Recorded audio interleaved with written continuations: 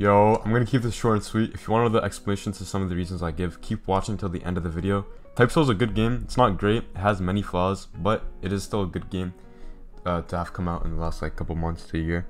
In this video, I'm going to talk about two major flaws, one being more important than the other. These 2 points being the fact that there's no endgame content, and 2 being that Type Soul is not a public quote-unquote game. And pause the video if I'm talking too fast.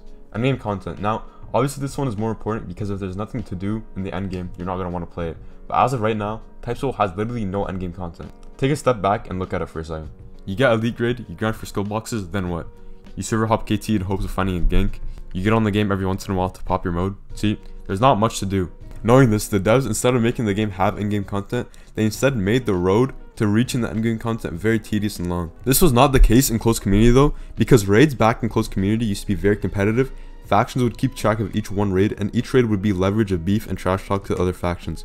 When you publicly release the game to over 20,000 people, and most of the raids are 20v10 wherever you go, it completely gets rid of all competitiveness in the game in the aspect of raids. To counter this, the devs didn't add anything of release to the game to balance the fact that the main thing to do was being stripped. Now that I've set the scene for you guys, what can the devs do? Well, as I mentioned, the game needs a form of competitiveness and a way of fighting people in the endgame other than just mindlessly roaming KT servers. This could be in the form of queued conquests or even ranked 1v1s, which I personally don't think would be a good idea. Queued conquest would be ideal though, a mode where 5 of your friends, for example, could queue similar to ABA with other people, and this could also have a rank system behind it.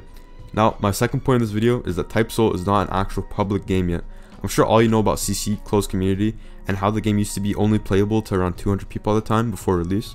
Now, don't get me wrong, I love CC games, but having that CC environment around the game with 20,000 people is such a bad idea for the game and also the community. Some things that only CC players have access to is number 1, true evolutions of things like True Vasto or True Visored, number 2, titles giving them various buffs and spec moves, and number 3, staff positions. The devs are actively locking content out of the player base being true evolutions and keeping it only to CC players, when not only does it give a huge edge in PvP, but also could be something to do. And I'm sure you guys also know about how impossible it is to get Visor now. 10 frags is practically impossible to get if you're the average player without buying Shikai rerolls and trading them, but using this method literally costs you over $500.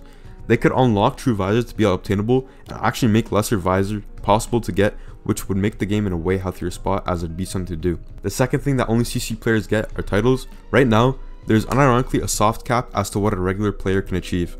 Things like true visor and titles, like Lieutenant, are legit impossible to get, which adds to the fact that there's nothing to do in the endgame. Titles, if you didn't know, give you various Ryotsu buffs, and certain titles like Stern Ritter give you spec moves that you could use.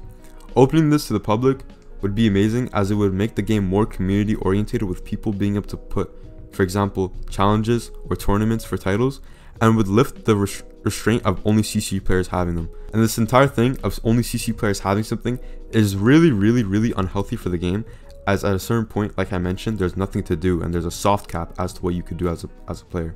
My third and last point is staff positions. To put it frank, the current Type Soul mods are not fit to be mods, most of them at least. The Type Soul mod team unironically puts the Deep Pokken mod team on a throne as to how bad they make themselves look. The game has been out for 3 weeks and you can't count how many corrupt or bad choice instances there has been that a mod has made. This is because all the mods or people in power are people from CC. And with there only being 200 people who played CC, there is a very small pool of people that you could pick to become mods or people of power. And this proves to be a problem when you see some of the decisions they make. They should open up staff apps and actually purge, honestly, over 50% of their staff, because it's kind of embarrassing how unfit or dumb some of these people are. Almost all of them have an insane ego for no reason, which is also kind of funny to me.